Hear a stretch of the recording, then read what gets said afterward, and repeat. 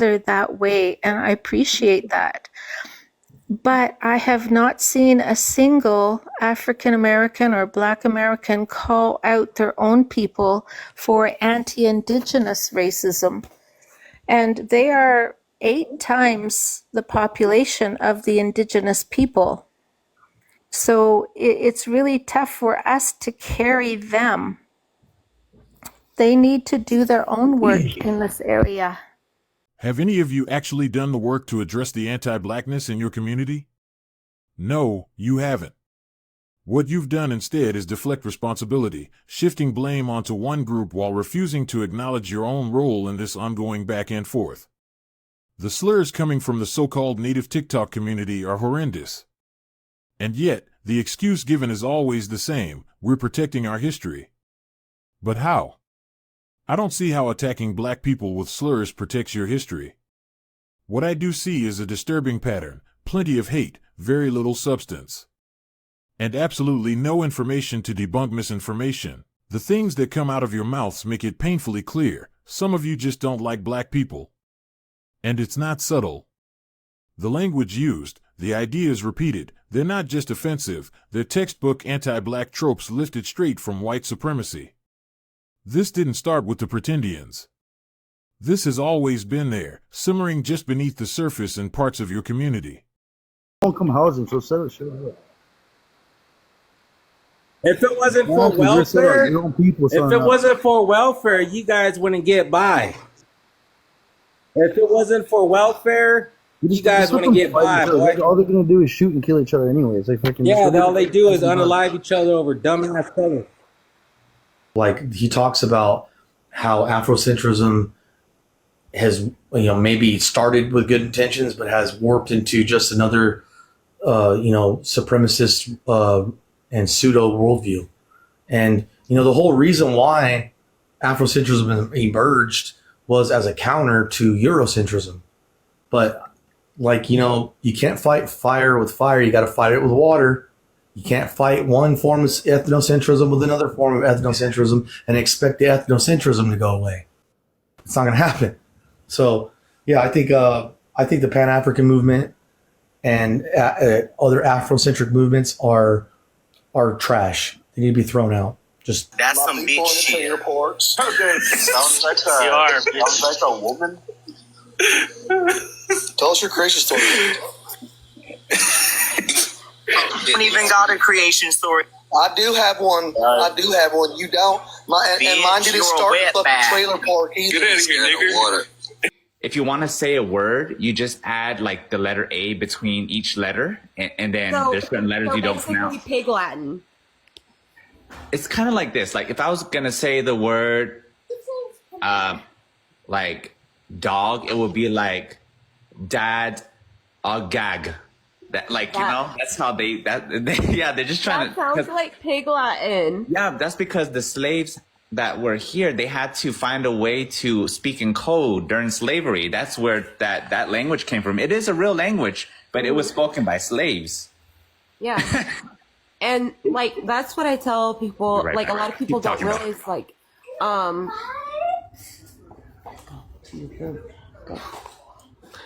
but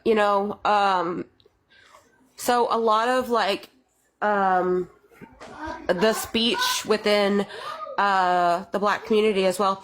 So AAVE, it comes from plantation culture. You can look this up. That's where it comes from. And let's clear something else up. This isn't about Pretendians. Black history and AAVE, African American Vernacular English, are not rooted in slavery culture. They come from a legacy of African languages blending with English, shaped by resilience and survival. To reduce that to slave talk is deeply anti-Black and ignorant. These are the kinds of takes that need to be directly called out. Can't do that anymore. What makes them think they can get rid of us? We've been here thousands of years. What can they do to us? Nothing. If you can't stand wobbles, put a one in the chat. Shouldn't be able to freaking do hunting or anything like that. They can't even survive off here. They don't even know how to make anything. They don't know how to live off the land. The only way they hunt is go rob the local grocery store. My thoughts exactly, Blueberry. They don't know. They even anybody who's not from these lands will not know how to live off these lands. And Right? They have. That's gonna be the true Oh, test. sorry about that. That's okay. Go ahead. Yeah, they have no connection to these lands. And that's probably what the issue is that they don't have connection to their roots.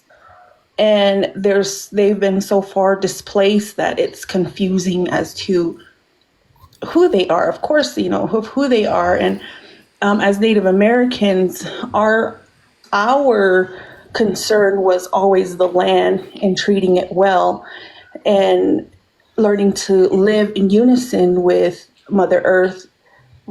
But when foreigners come in and don't understand, it's a free for all. It's produce and develop, and not knowing that they're killing the sources. And so they've adopted this mindset of the YT of capitalism, which contaminates the earth, contaminates the land. Rick, you can't even handle winter. Calm down. Imagine these guys here, 200 Africans in the fields, and one white man controlling all of them in the fields, and where do they come off saying that we got defeated? Right. Where? Exactly. They say there was over 200 of them working in the fields at one time, and one guy managing them. How come they never ever thought about taking them out?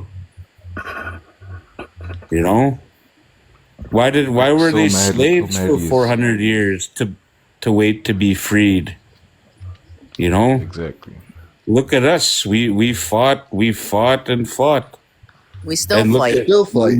We have our language. We have our own land. Yeah. That the government can't touch us on. What do you got, Rick?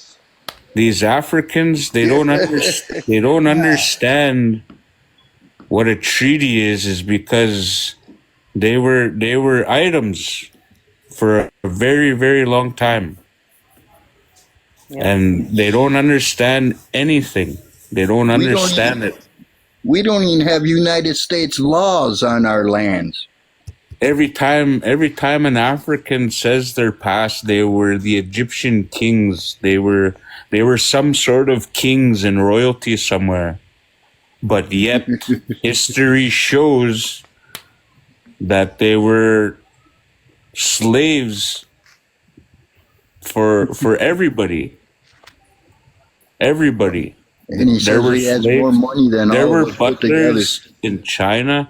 There were butlers in Europe, and they were all African. Damn, I guess I got to tell my family they own a casino. We don't have no money.